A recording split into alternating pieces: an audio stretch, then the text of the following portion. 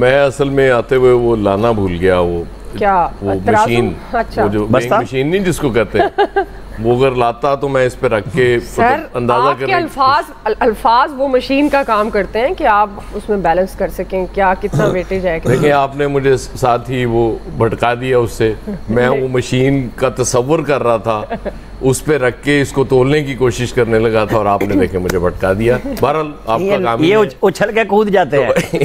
तो रोला ये है कि जलसे में की गई तकरीर और कौमी असम्बली में या सेनेट में की गई तकरीर को ज़्यादा सीरियस ना लिया करें।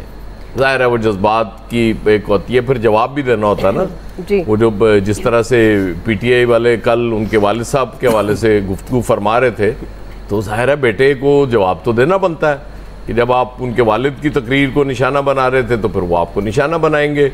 और वो बात बिल्कुल ठीक है कि अगर वो हुकूमत मिलके बना रहे होते आज इंटायरली डिफरेंट बात कर रहे होते, आज वो शायद PMLN पे बहुत बुरी तरह बरस रहे होते कि जी इन्होंने बर्बाद कर दिया इस मुल्क को, ये फ़लाँ चीज़ उन्होंने ठीक नहीं की थी, PDM गवर्नमेंट भी इनकी थी और उसमें ही कर दिया था। ये तो चलता रहता है।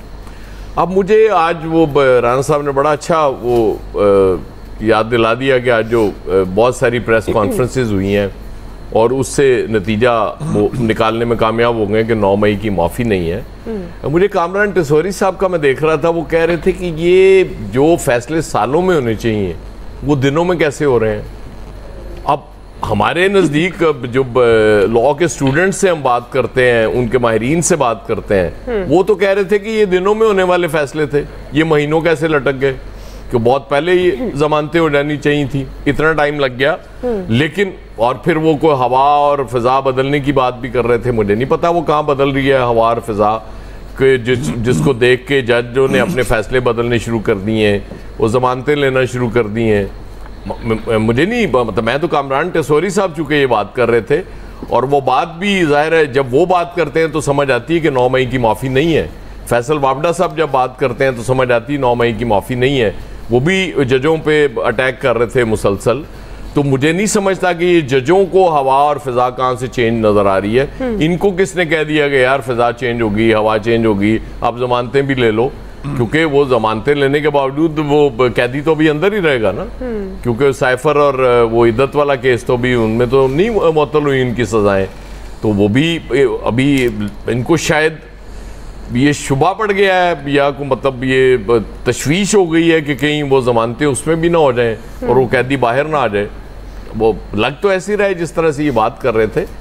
और भी केसेस हैं, बात वो जाहिर है वो जब 9 मई है उससे बड़ा तो केस कोई नहीं है ना, वो फिर केस तो फिर कहने की ज़रूरत ही नहीं केसेस कितने हैं, वो तो जाहिर है जब हमने तय कर लिया क्योंकि नहीं आना तो फिर नहीं आना।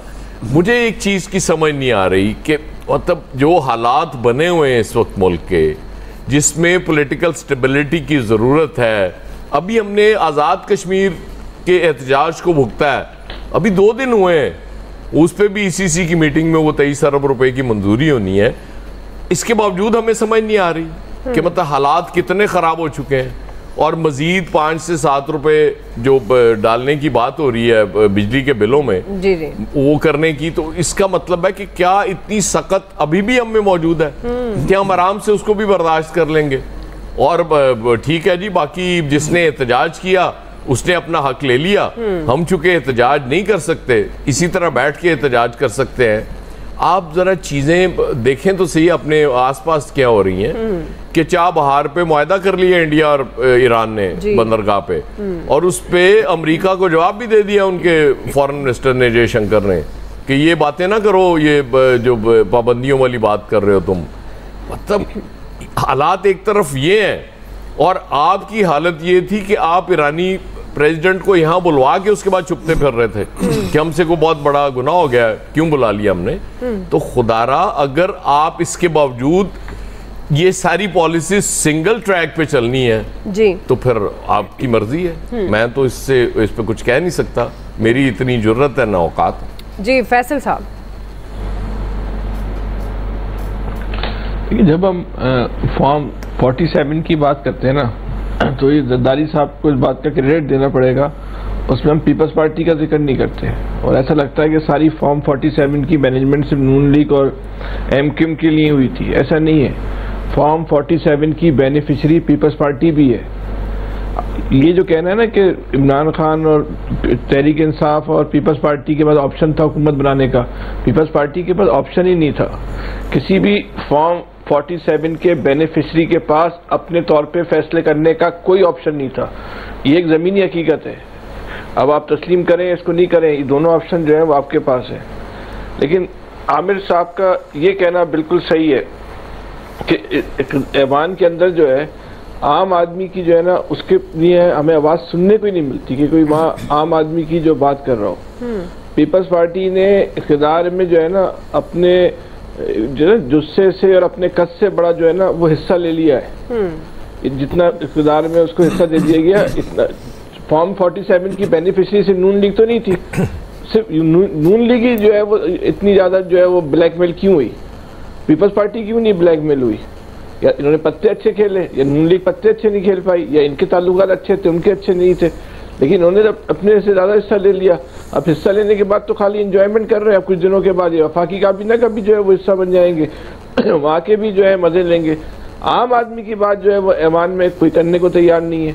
जो आम आदमी के मसाइल हैं इस वक्त, मैं सिर्फ आपको एक मिसाल देना चाहता हूँ। इस मुल्क के अंदर कितनी बदतरीन सूरत हाल है, जो तबकाती तफरीक है वो कितनी बेरहम और सफाकाना हो चुकी है। इस वक्त मुझे पंजाब का नहीं पता कि वहाँ मैट्रिक के इम्तिहान हो रहे हैं या नहीं हो रहे हैं, और सूबों में सिंध के अंदर जो है इस वक्त मैट्रिक के इम्तिहान चल रहे हैं और ओ लेवल और ए लेवल के इम्तिहान भी चल रहे हैं। अब आप इस मुल्क में तबकाती तफरीक देखें कि ओ लेवल के जो इम्तिहान हो रहे हैं उसके इम्तिहानी मराकज़ के लिए लाजिम है जो ओ लेवल की जो उसकी जो पॉलिसी है ब्रिटिश काउंसिल की कैम्ब्रिज सिस्टम की, कि वो जगह जो है वो एयर कंडीशन होगी, वहाँ लाइट चले जाने के सूरत में मुतबादिल इंतजाम होंगे जनरेटर के जी। आपको वहाँ मिनरल वाटर फराहम करना होगा, वहाँ डॉक्टर मौजूद होगा, वहाँ तिब्बी सहूलियात जो है हंगामी तिब्बी सहूलियात जो है वो मौजूद होंगी, और इसके अलावा कई सहूलियात है। ये है ओ लेवल के बच्चों के इम्तिहानी मराकज़ की हालत कि एयर कंडीशन के बगैर उन्हें इम्तिहान नहीं देना। दूसरी तरफ इसी शहर के अंदर मैट्रिक सिस्टम के तहत बच्चे इम्तिहान दे रहे हैं। यकीन करें जो तस्वीरें जो वीडियो आ रही हैं आप लोग भी देख रहे होंगे, ना लाइट है, ना पंखा है, ना पानी है, ना वॉशरूम है।